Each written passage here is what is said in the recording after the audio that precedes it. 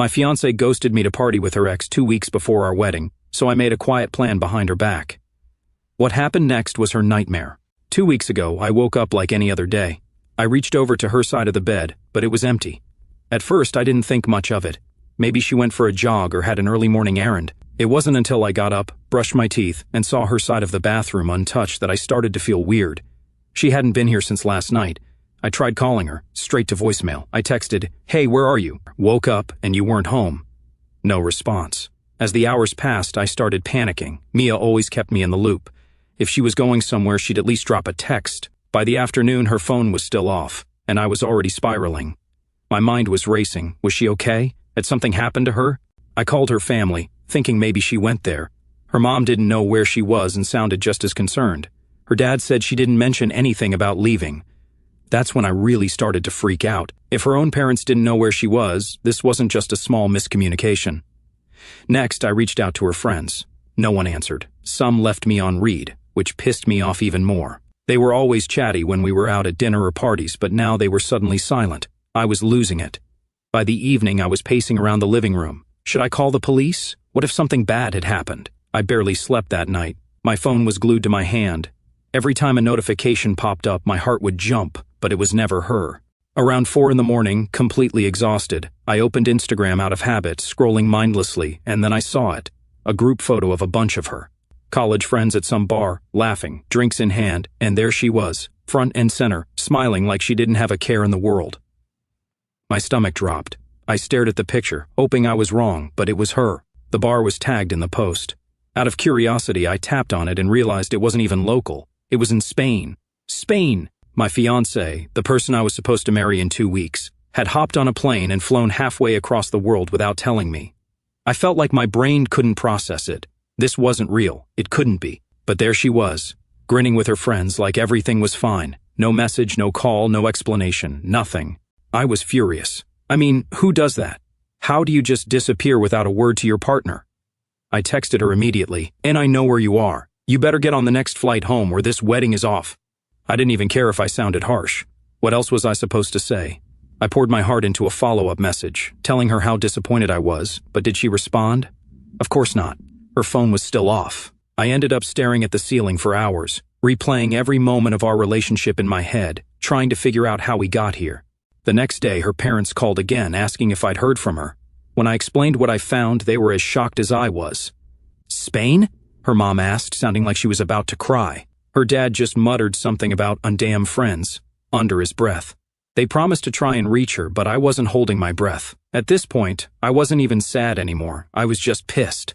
The love of my life, the person I thought I knew, had chosen to party with her friends in another country instead of being here with me. It wasn't even about the wedding anymore. It was about respect. That evening, she finally called. Her voice was calm, like nothing had happened. Hey, she said casually, as if we weren't on the verge of a massive fallout. I didn't even let her finish her sentence before I let loose. "Do you have any idea what you've done?" I said, my voice shaking. "Sue disappeared. I thought something had happened to you. Do you know how scared I was?" She sighed, annoyed like I was being dramatic. "It's not that big of a deal," she said. "Not that big of a deal?" I couldn't believe my ears. She went on to explain that her college friends had been planning this surprise trip for months. They only told her about it last week, and they had already booked and paid for everything. She didn't want to go at first, she claimed, but they insisted, and she didn't want to waste the money. I asked her why she didn't just tell me. "Because I knew you'd overreact," she said. "So I wanted to go. I deserved it. I haven't had a trip with my friends in years." Overreact? I didn't even know what to say to that. I was too stunned to yell. I asked her point blank, "What about our wedding? Do you think about that?" She shrugged it off. "I'll be back before then. It's just 2 weeks. Relax." Relax. That word set me off. "If you're not back tomorrow," I told her, "if there won't be a wedding to come back to." Her response? "And since he already told you I'm staying, deal with it." And then she hung up. I'm not proud of what I did next, but I spent the rest of the night stewing in my anger. Every time I thought about her sitting in some bar in Spain, laughing it up while I was here cleaning up her mess, my blood boiled. That's when I made the decision I wasn't waiting for her to come back. I was calling off the wedding. She wanted to party? Fine. She could party all she wanted, but she wasn't going to party her way back into my life. The morning after that awful call, I woke up feeling hollow. I barely slept, replaying our conversation in my head over and over. I kept thinking, sheesh, how did it come to this? Just days ago, we were picking out cake flavors and finalizing the guest list. Now I was staring at the ceiling, trying to convince myself this wasn't all a bad dream. When I finally dragged myself out of bed, the first thing I did was check my phone. No texts, no missed calls, no apologies. She wasn't going to reach out. I think deep down I already knew that. I started scrolling through Instagram again, even though it felt like punching myself in the face. More pictures, more stories. She was at some beach this time, drink in hand, arm around one of her friends. She looked so happy. I wasn't even jealous at that point, I was just angry. It wasn't just that she was partying while I was losing my mind. It was that she didn't seem to care. Not about me, not about us. I decided I wasn't going to sit around waiting for her to come to her senses. The first thing I did was text the wedding planner, "We need to talk." It felt surreal typing those words, like I was talking about someone else's wedding. She responded almost immediately, probably assuming I had some last-minute change to the seating chart. Little did she know. Next, I drafted a message to our guests. I stared at it for what felt like forever, rewriting the words in my head before finally typing them out. "Teesh, hi everyone. I wanted to let you know the wedding is canceled. Please don't contact me about this right now. I need time to process everything. Thank you for understanding." I didn't explain. I didn't feel like I owed anyone more than that. As soon as I hit send, the messages started pouring in. Most were sympathetic, "So sorry to hear this," or "Let me know if you need anything." But a few people wanted details. "What happened?" they asked. "Are you okay?" I ignored them. I wasn't ready to talk about it.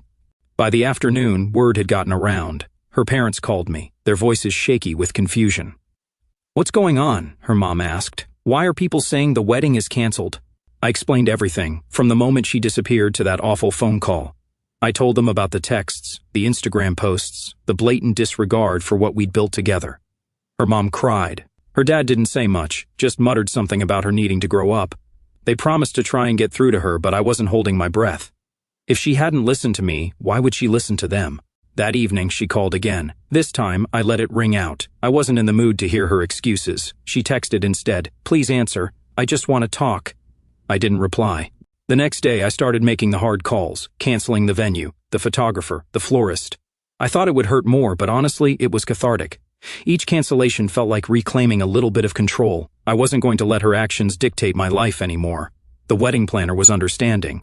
"I'm sorry to hear this," she said, "and let me know if there's anything I can do." The vendors weren't as kind. Some charged hefty cancellation fees, which stung, but I figured I'd deal with that later. By the time I finished, the only thing left to do was pack up her things.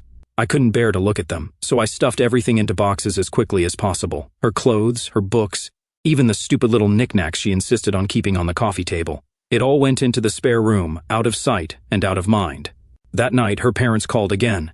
They'd finally gotten through to her. They said she was upset and wanted to come home.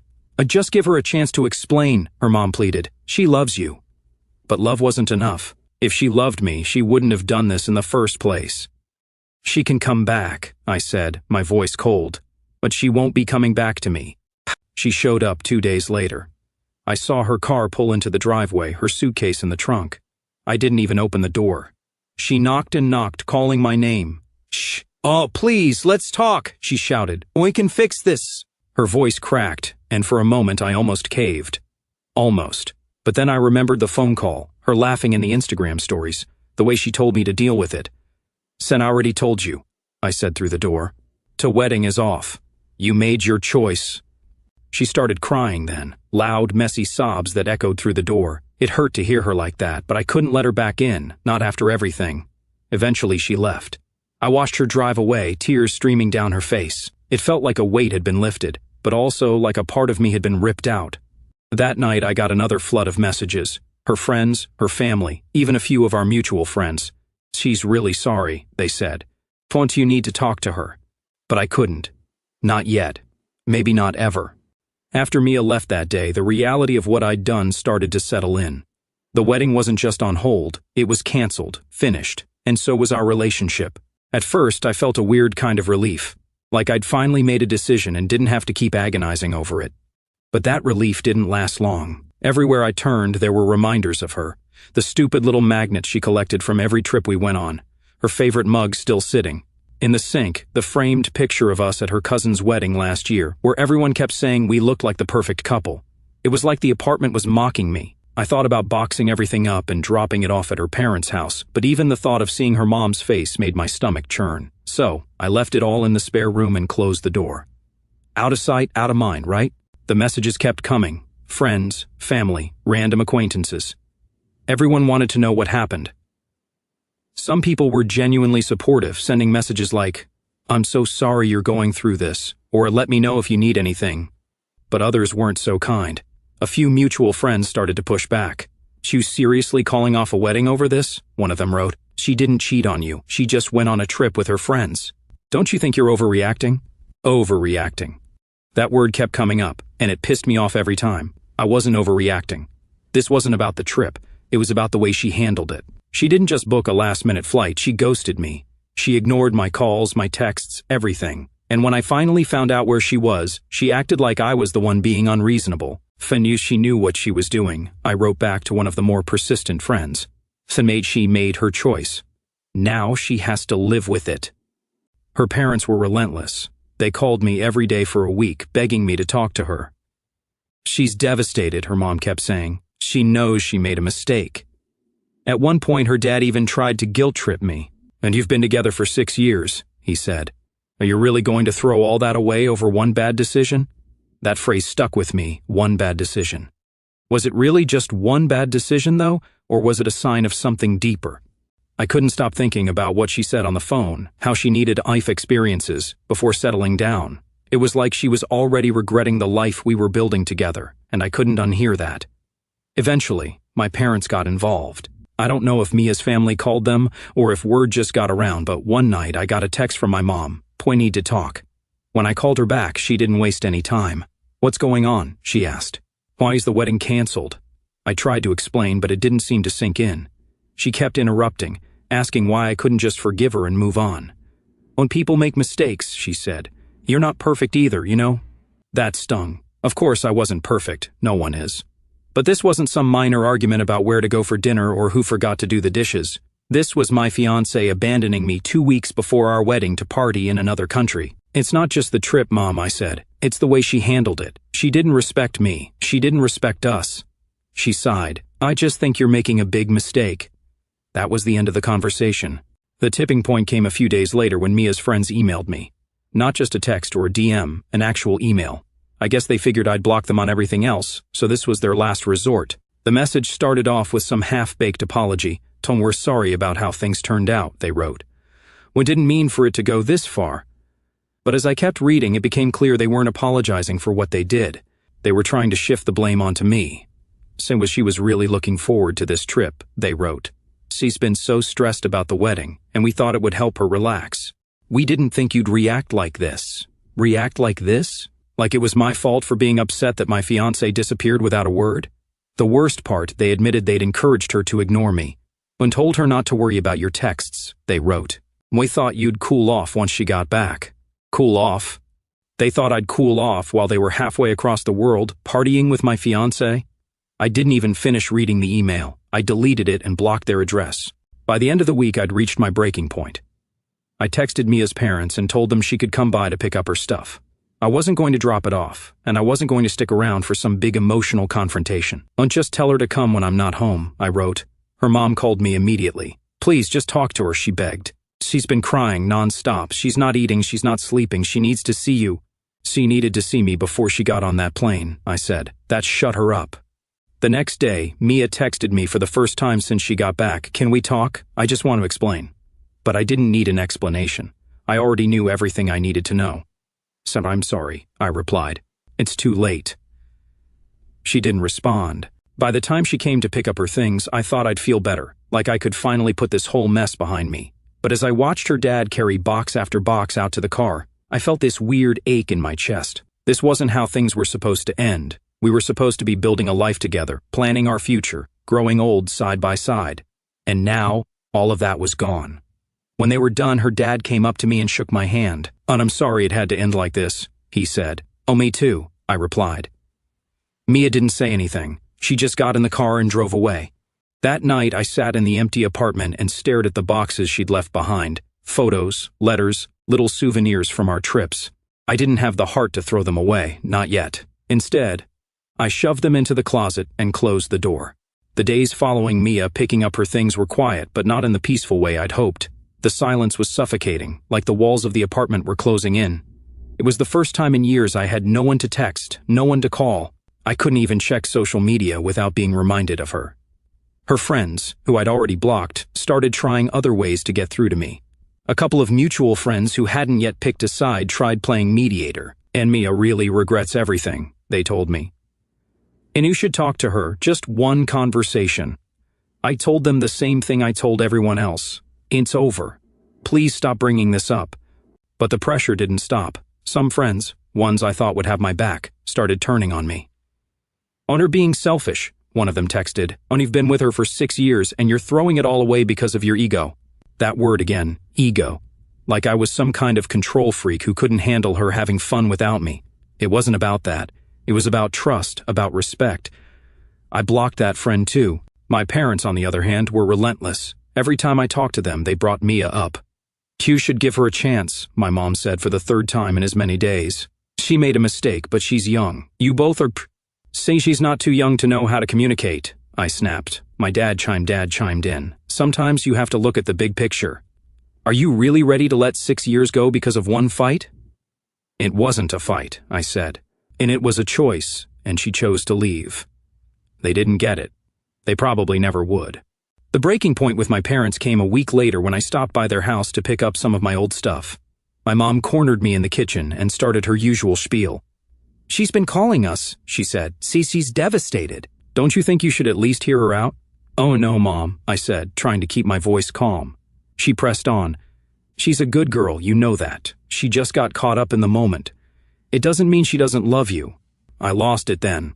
If she loved me, she wouldn't have done this. End of story. My mom looked like I'd slapped her. She didn't say anything after that, and when I left, I could tell things weren't going to be the same. In the middle of all this, Mia's college friends reached out again, this time texting me from a new number. "When just wanted to say sorry again for what happened," the message read. "When didn't mean for things to get this bad." I didn't even respond. They'd already made their position clear when they convinced Mia to ignore me and stay in Spain. Their apologies meant nothing now. But they kept texting. "She's miserable without you," one of them wrote. "Say she's willing to do anything to fix this. Please talk to her." I blocked the number. The thing is, I wanted to move on. I wanted to wake up one day and not feel like my life had just imploded. But every time I tried, someone else would drag me back into the mess. Mutual friends, her family, even people who barely knew us, weighing in like they had any right to tell me what to do. The only thing that helped was work. I started throwing myself into my job, taking every shift I could, staying late whenever possible. It was exhausting, but at least it kept my mind off things. I also started going to the gym, not because I had some grand plan to unglow up or win the breakup, but because I needed something, anything, to get me out of the house. At first, it was just a way to kill time, but eventually it became a routine, a distraction. 2 weeks after Mia picked up her stuff, I got a text from her parents. "Oh, she'd like to talk to you," her dad wrote.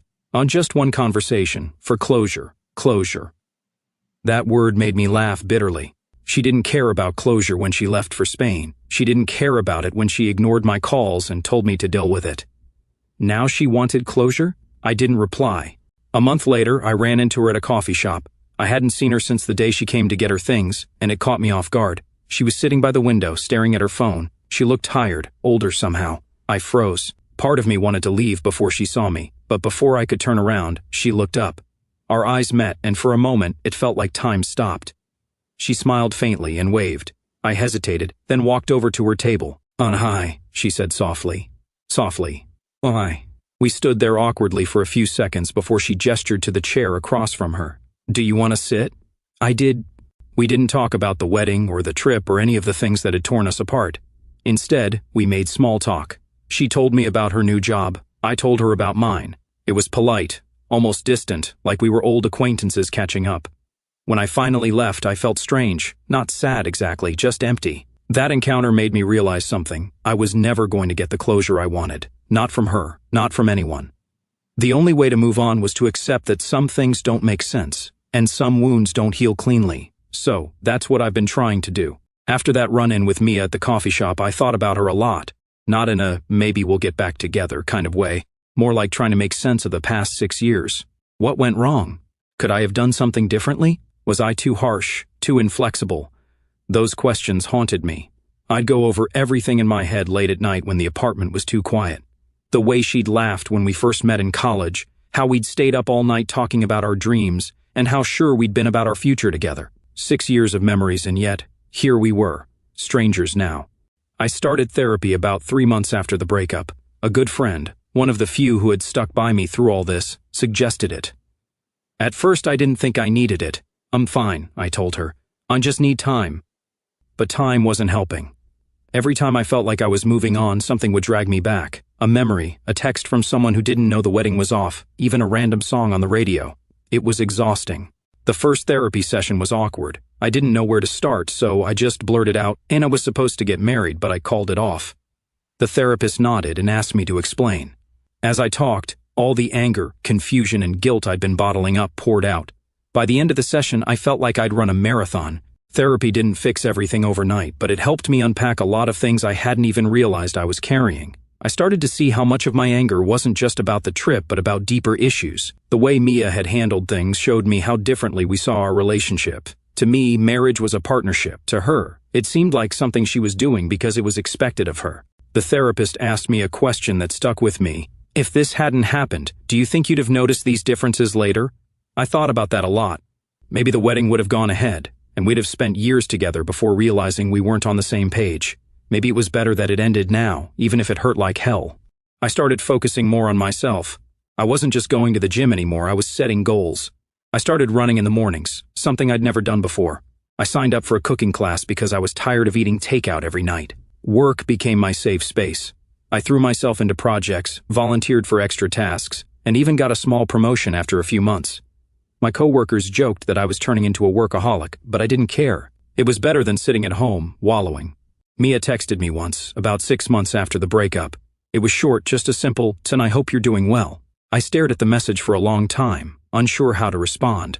Part of me wanted to ignore it, but another part wanted to say something back. Not to rekindle anything, but just to, acknowledge the time we spent together. In the end, I replied, "Son, I hope you are too." She didn't text back, and I was okay with that. My parents and I still weren't talking much. They'd been so caught up in the idea of Mia and me as the perfect couple that they couldn't see how toxic things had become toward the end. Every time I tried to explain, they'd brush it off as me being stubborn or dramatic. It hurt, but I decided I couldn't keep chasing their approval. I started spending holidays with friends instead of family, and honestly, it was better that way. A year after the wedding that never was, I realized I felt lighter, not happy exactly, but no longer weighed down by everything that had happened. I wasn't angry anymore. I wasn't constantly replaying our conversations in my head or wondering if I'd made the right choice. I saw Mia one more time at a mutual friend's wedding. She was with someone new, and so was I. We exchanged polite smiles from across the room, but neither of us approached the other. Later that night, as I danced with my date, I realized I wasn't sad. I wasn't jealous. I wasn't anything. It was over. Looking back now, I think canceling the wedding was the best decision I've ever made. It was painful and messy and absolutely gut-wrenching. But it forced me to confront things I might have ignored otherwise. I learned a lot about myself in the past year. I learned how to set boundaries and stand up for what I need in a relationship. I learned that it's okay to walk away from something, even if you've invested years into it, if it's no longer serving you. Most importantly, I learned that sometimes letting go is the only way to move forward.